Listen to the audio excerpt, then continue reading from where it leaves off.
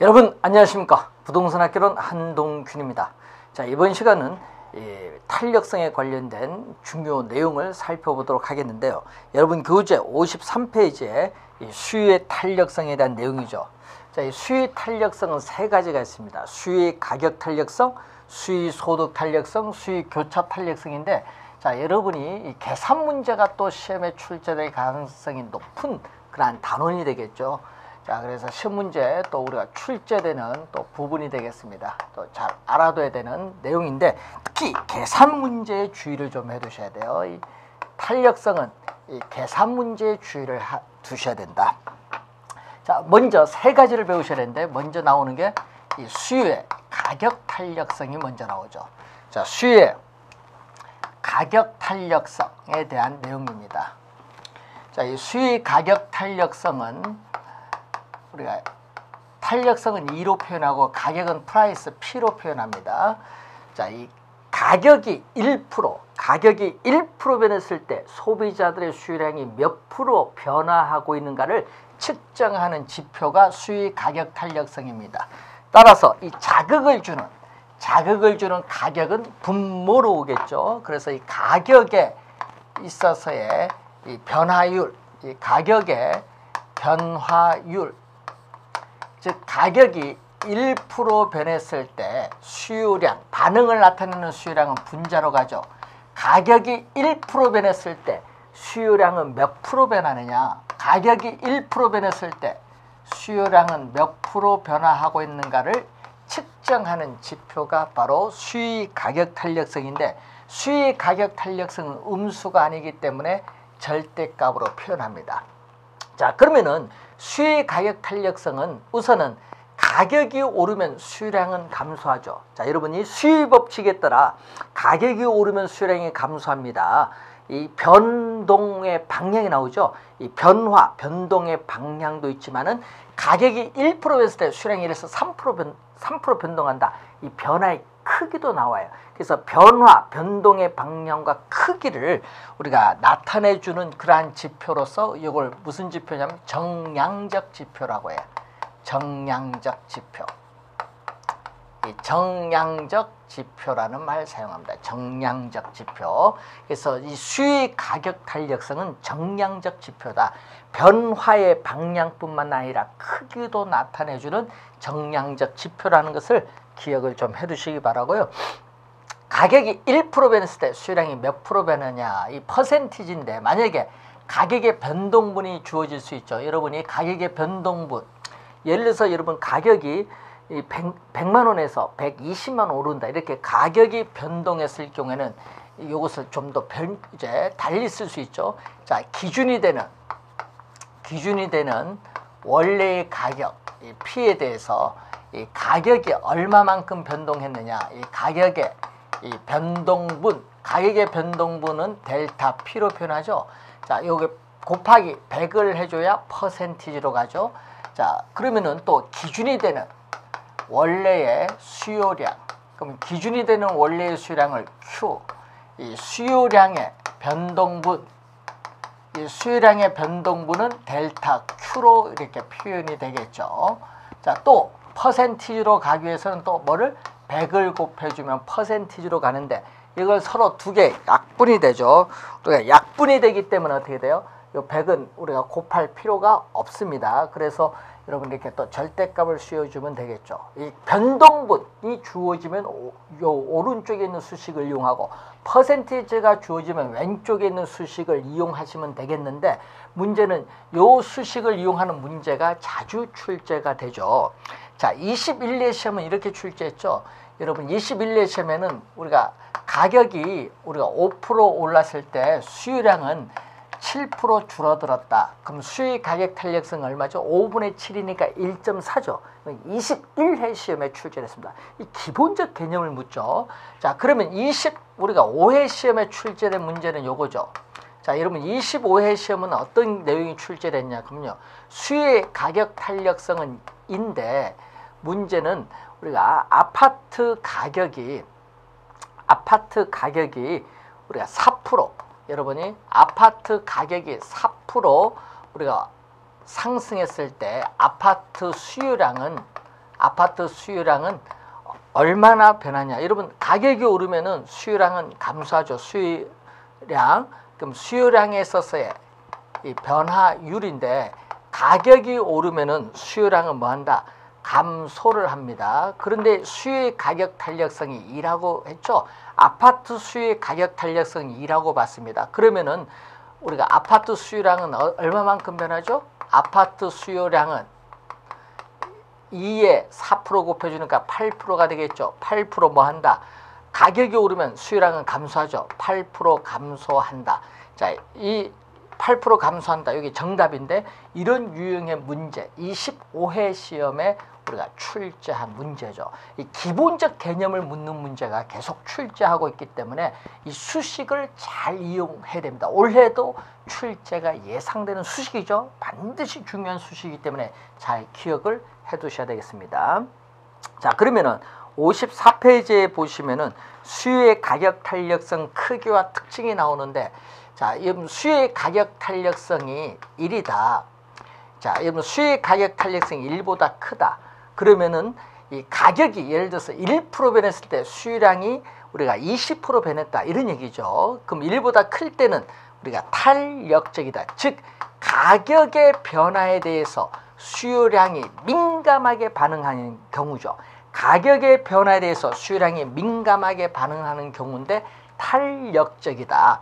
그럼 탄력적일 때 그래프는 어떻게 되죠? 탄력적일 때 그래프를 보게 되면은 이 가격과 이 수요량이 주어졌는데 이 수요 곡선의 기울기는 이렇게 완만할 때 탄력적이다.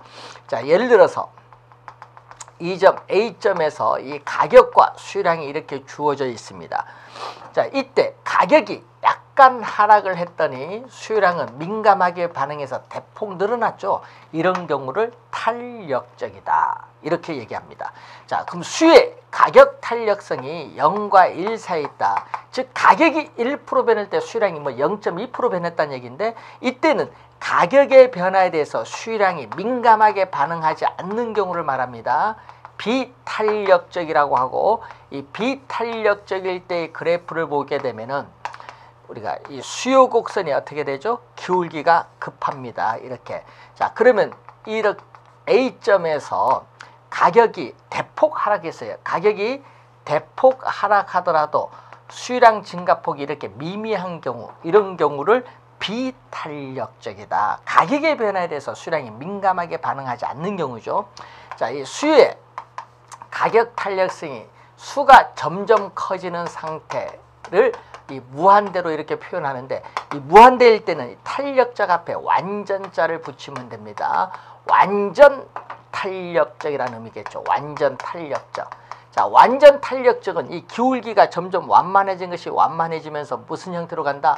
완전 탄력적일 때는 바로 어떤 형태? 수평선의 형태가 되죠. 이렇게 가격과 수요량이 주어졌을 때 이 수평선의 형태가 되면은 완전 탄력적이다. 자, 수요의 가격 탄력성이, 여러분 수요의 가격 탄력성이 제로다. 이 제로일 때는 또 앞에 완전자를 붙이죠. 완전 비탄력적이라고 합니다. 완전 비탄력적이다. 그러면 이 기울기가 급한 것이 점점 급해지면서 뭘로 가죠? 수직선의 형태로 가죠. 이렇게 수직선의 형태가 될 때를 우리는 완전 비탄력적이다. 수직선일 때는 완전 비탄력적, 수평선일 때는 완전 우리가 탄력적이라는 용어를 사용을 하고 있습니다. 자, 그리고 수의 가격 탄력성이 1이다. 수의 가격 탄력성이 1일 때를 이 단위 탄력적이라는 용어를 사용합니다. 그럼 단위 탄력적일 때 수요 곡선의 형태는 이렇게 나오죠. 자, 원점에서 가격 수요량이 주어졌을 때 이 원점에 대해서 이렇게 대칭인, 원점에 대해서 대칭인 직각 쌍곡선의 형태를 띠게 될 때를 바로 우리는 단위 탄력적인데, 그럼 직각 쌍곡선의 형태를 수식으로 표현되면은 이 가격과 이 수요량을 곱한 이 값이 일정한 우리가 상수값이 나오죠. 자, 직각쌍곡선의 이 형태를 수식으로 표현을 했습니다. 그래서 직각쌍곡선의 형태가 띄게 되면은 어떻게 돼요? 우리는 수의 가격 탄력성이 1인 우리가 단위 탄력적이다. 이렇게 보시면 되겠습니다. 자, 관련해서 우리가 이런 내용 위주로 정리를 한번 해보시기 바라고 이 수익 가격 탄력성의 크기와 특성에 대해서 살펴봤습니다. 자, 54페이지 밑에 보면은 이 수익 가격 탄력성과 이 기업의 총 수입액 또는 소비자 입장에서의 총 지출하는 금액과의 관계를 나타내는데, 자, 이 총 수입액은 우리가 소비자 입장에서 보면은 총 우리가 지출하는 금액인데, 이것은 가격에 뭐를 곱해주면 되죠? 수요량을 곱해주면은 우리가 구할 수 있다. 자, 그러면은 한번 탄력적인 경우일 때 볼까요? 이 가격과 이 총 수입에 있어서의 관계에서 탄력적인 경우에 이 가격과 수요량 곱한 이 면적이 총 수입을 나타내는 면적입니다. 근데 가격을 하락을 했더니 수요량은 대폭 늘어났죠? 탄력적인 경우. 그때 이 가격과 수요량 곱한 이 면적이, 요 가격이죠? 이 가격과 수요량을 곱한 이 면적이 총 수입이죠. 자, 이렇게 나오죠. 그럼 가격이 하락을 했을 때는 수요량이 이만큼 더 늘어나기 때문에 총 수입은 어떻게 돼? 이 노란 면적으로 이렇게 표현되는데, 이 흰 면적에 비해서 이 노란 면적이 훨씬 큽니다. 그래서 가격이 하락을 하면은 수요량은 민감하게 반응하기 때문에 수요량은 대폭 늘어나죠. 그렇기 때문에 총 수입은 증가를 하고, 그리고 가격이 오르면 어떻게 돼요? 수요량은 대폭 감소하기 때문에 총 수입은 감소를 하게 되겠죠. 이 관련된 이 내용에서 여러분 20회 시험에 지문에서 또 출제를 한번 했었죠. 자, 그리고 이 가격과 총 수입에 있어서의 관계를 보는데, 자, 비탄력적일 때 우리가 가격이 하락을 하죠.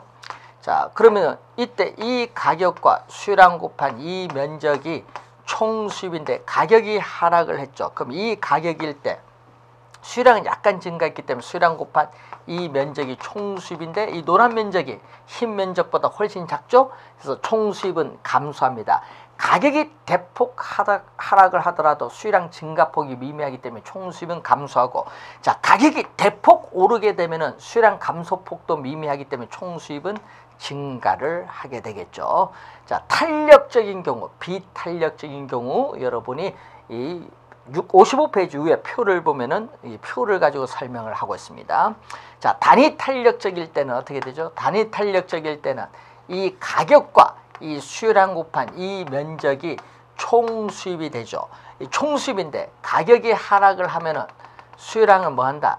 증가를 하는데, 이때 이 가격과 수요량 곱한 이 면적과 요 위에 있는 이 면적이 똑같아요. 왜냐?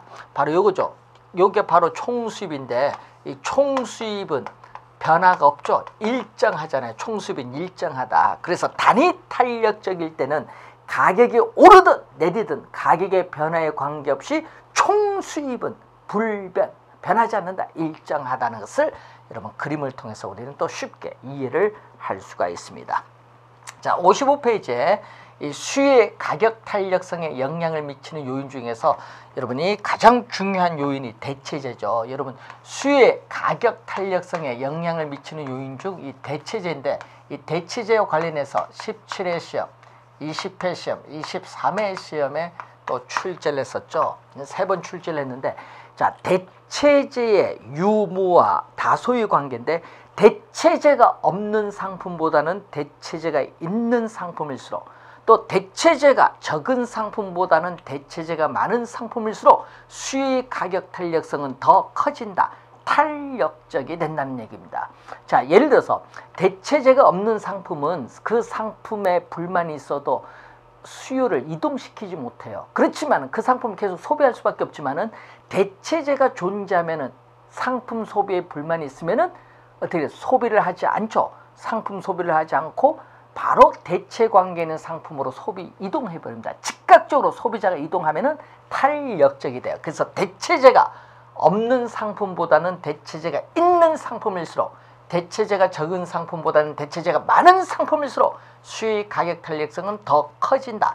탄력적이 된다는 그러한 내용이 됩니다. 대체재 상당히 주의를 좀 해두셔야 되겠고, 자, 그리고 상품 가격이 가계 소득에서 차지하는 비중이 높을수록 소비자의 가계 생활에 많은 영향을 미치기 때문에 탄력적이 되죠. 탄력적. 자, 그리고 상품의 일상생활에서의 중요성과 관련해서 생활 필수품이나 농산물은 비탄력적입니다. 자, 여러분이 생활 필수품은 가격이 폭등 폭락을 하더라도 일정한 양을 소비해야 되기 때문에 가격의 변화에 민감하게 반응하지 않습니다. 비탄력적이고, 사치품은 탄력적이죠. 가격이 약간만 올라도 없어도 생활하는데 지장이 없잖아요. 수량을 대폭 줄일 수 있어요. 가격에 민감하게 반응하는 사치품은 탄력적인 상품. 자, 기간의 장단과 관련해서 기간이 짧은 단기에서는 비탄력적이지만 기간이 길면 길어질수록 대체제가 나타날 가능성이 많기 때문에 장기로 갈수록 탄력적이 됩니다. 자, 용도의 다양성에 따라 용도의 전환이 쉬우면 쉬울수록 탄력적인 상품. 자, 그리고 이 주거용 부동산은 상업용, 공업용 다른 부동산에 비해서 훨씬 더 탄력적이 됩니다. 왜냐하면은 여러분, 상업용, 공업용 부동산은 훨씬 더 국지적 형상이죠. 자, 나는 어느 지역의 어느 장소에 나는 상가 점포 개업을 하겠다. 나는 어느 장소에 공업을 입지하겠다. 이게 상당히 국지적 형상입니다. 그렇지만은 주거 지역은 어느 동네에 없으면 옆 동네 가서 이사 갈 수도 있어. 그렇기 때문에 어떻게 되죠? 주거용 부동산은 대체할 수 있는 지역이 많습니다. 이 주거용 부동산은 대체할 수 있는 지역이 많기 때문에 상업용, 공업용 부동산보다 훨씬 더 탄력적이라고 볼 수 있다. 이렇게 생각할 수 있겠죠. 자, 그렇게 한번 생각을 하셔서 23회 시험 정답 지문이 바로 또 거기에서 우리가 물었습니다. 한번 잘 확인을 해 두시고요. 수익 가격 탄력성에 영향을 미치는 요인 우리가 확인을 한 내용이 되겠습니다. 자, 56페이지로 가시면은 수익 소득 탄력성이 나오죠. 또 시험에 또 많이 출제되는 또 용어네요. 수익 소득 탄력성. 자, 이 수익 소득 탄력성이죠. 자, 이 I로 표현하는데 이 자극을 주는 이 소득이 또 분모로 오겠죠. 이 소득은 자극을 주는 소득은 분모, 반응을 나타내는 수요량은 분자로 갑니다. 이 소득에 있어서의 변화율. 자, 소득이 1% 변했을 때 소비자들의 수요량은 몇 프로 변화하는가? 이 수요량의 변화율은 이렇게 나타나죠. 자, 그러면 수익 소득 탄력성에 대한 개념인데, 자, 소득이 증가하면 어떻게 돼요? 여러분, 소득이 증가할수록 소비자들의 수요량이 증가한다. 화살표가 같은 방향으로 변동하면 플러스는 0보다 크거든요. 그럼 소득이 증가할수록 수요량이 증가하는 상품을 우리는 정상재 또는 우등재라고 하죠. 우등재. 예? 그리고 이 소득이 증가할수록 소비자들의 수요량이 오히려 줄어드는 상품이 있죠. 화살표가 반대로 변동하면은 경제이론에서 마이너스. 이때를 우리는 열등재라고 합니다. 열등재. 자, 소득이 증가할수록 일반 분양 아파트 수요는 증가하지만 임대 아파트 수요는 감소하죠. 그럼 일반 분양 아파트가 정상재라면 임대 아파트는 열등재가 되겠죠. 자, 소득이 증가하는데 수요량의 변화율은 없는 상품을 우리는 중간재 또는 중립재라고 하죠. 중간재, 중립재, 소금, 간장 등을 예를 들어 볼 수 있다. 자, 수익 소득 탄력성에 있어서의 개념 우선 또 확인을 해 두셔야 될 부분이 되겠습니다. 자, 그러면 또 이 수익 소득 탄력성을 또 이렇게 또 쓸 수 있겠죠. 이 수익 소득 탄력성은 또 소득이 변동하죠. 연간 소득이 5천만 원에서 6천만 원 오른다. 소득이 변동하면은 또 이 기준이 되는 원래의 소득 I에 대해서 또 이 소득에 있어서의 이 변동분, 소득이 얼마만큼 변동했느냐, 델타 I 이렇게 쓸 수 있죠. 자, 또 기준이 되는 원래의 이 수요량, 이 Q에 대해서 이 수요량의 우리가 변동분, 수요량의 변동분 델타 Q 이렇게 또 쓸 수 있습니다. 소득의 변동분이 주어지면 이 수식을 활용해서 또 계산을 하시면 되겠죠.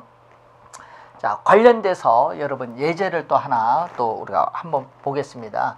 자, 우리가 사회 시험에 또 출제가 또 이런 유형으로 하나 또 24회 시험에 출제가 또 이런 유형으로 하나 했죠. 자, 수의 가격 탄력성. 자, 여러분 수의 가격 탄력성은 0.9, 또 수의 소득 탄력성은 0.5라고 주어졌다 이런 얘기죠. 자, 그런데 여러분이 아파트의 가격은 예를 들어서 여러분 2% 상승하고 우리가 소득은 4% 증가를 했다 이렇게 볼까요? 자, 아파트 가격은 2% 우리가 상승을 하고 이 소비자의 소득은 또 4% 증가를 했다. 그럼 아파트 수요량에 있어서의 변화는 어떻게 나오냐? 아파트 우리가 수요량에 있어서의 변화율은 어떻게 나오느냐? 자, 이런 문제 하나 출제를 했는데, 자, 그러면은 한번 볼까요? 자, 이렇게 출제를 했을 때, 그럼 우리가 수요의 가격 탄력성이 나오죠.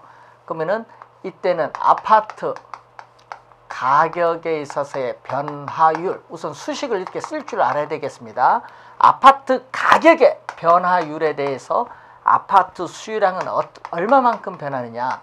아파트 가격의 변화율에 대한 아파트 수요량에 있어서의 변화율 얼마죠? 0.9가 되겠죠. 0.9.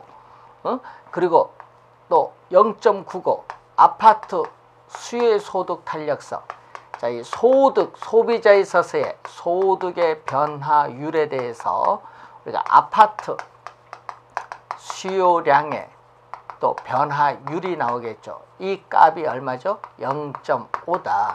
자, 그런데 문제는 아파트 가격이 얼마? 2% 올랐죠. 그러면 아파트 가격이 오르면 수요량은 수요법칙에 따라 감소하죠.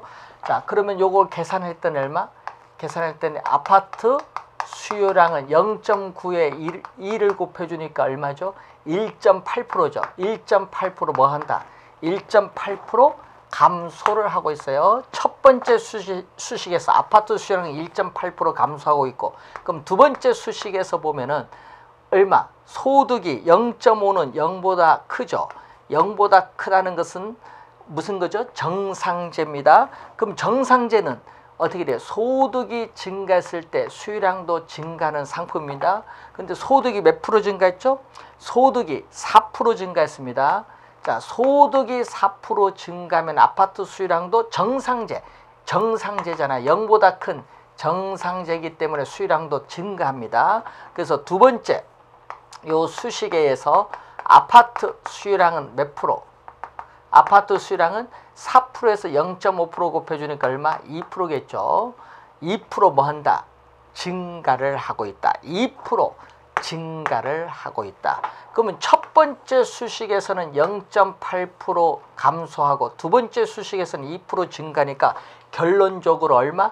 2% 증가, 요건 감소하니까 결론적으로는 0.2% 뭐 한다? 결국은 0.2% 뭐 하고 있다? 증가를 하고 있다. 0.2% 증가하고 있다는 것을 우선 여러분은 이해를 우리가 하셔야 되겠다. 자, 이런 유형의 문제, 이렇게 수식 두 개를 이용을 해서 문제를 출제하는 문제, 난이도 상위 문제인데 이런 유형의 문제 여러분이 시험에 벌써 두 번 출제했었죠. 17회 시험, 우리가 사회 시험에 우리 관련해서 우리가 출제를 한 내용이 되겠습니다. 한번 잘 우선 확인을 해 두셔야 될 부분이 되겠죠. 자, 이 수요의 소득 탄력성에 대한 그러한 내용이 되겠고요. 자, 다음은 수요의 교차 탄력성에 대한 문제가 나오죠. 수요의 교차 탄력성. 자, 수요의 교차 탄력성에 대한 문제입니다. 자, 이 교차 탄력성이다. 교차. 여러분 자동차 교차로 보면은 차도 두 개가 만나죠. 그랬듯이 상품도 두 개가 있습니다. 자, 수요의 교차 탄력성은 특정의, 자, 여러분 특정의 상품, 특정 상품에 있어서의 이 수요량이, 자 여러분, 특정 상품에 있어서의 수요량이, 자 이 특정 상품의 수요량이 관련된 상품, 여러분 관련 상품에 있어서의 가격 변화에 대해서 어느 정도 반응하고 있는가 측정하는 지표를 바로 수요의 우리가 교차 탄력성이다. 자 예를 들어서 여러분 커피 가격이 오르죠. 여러분 커피 가격이 오르면은 홍차 시장에서 홍차 가격은 상대적으로 저렴하기 때문에 소비자들은 비싼 커피 소비를 줄이면서 상대적으로 싼 홍차의 수요를 늘리겠죠. 그럼 화살표가 같은 방향으로 변동하면 플러스인데 커피, 홍차는 서로 대체제 관계입니다. 대체제 관계. 22회 시험에 또 출제를 또 했었죠. 대체제 관계. 자, 그리고 커피 가격이 오르면은 수요 법칙에 따라 커피에 대한 수요도 줄어드는데 같이 넣어 마시는 프림에 대한 수요도 줄어들죠. 화살표가 반대로 변동하면 경제이론에서 마이너스. 이때 커피 프림의 관계는 서로 보완제 관계죠. 그래서 이 대체제 보완제 또 묻는 내용은 24회 시험에 또 출제를 했습니다.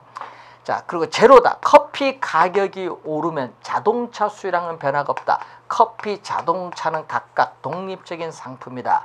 이렇게 보시고 수요소득 탄력성은 정상제, 열등제 관계 주의해 두셔야 되고 수요 교차 탄력성은 대체제, 보완제 관계 주의를 해 두셔야 되고 이 계산 문제, 수요 교차 탄력성 계산 문제가 또 17회 시험에 또 한번 출제를 했었죠. 그럼 이 교차 탄력성의 문제를 한번 보면은 요것을 좀 더 바꿔서 출제했죠. 자, 예를 들어서 아파트 가격이 1,600만 원에서 2,000만 원으로 변했다.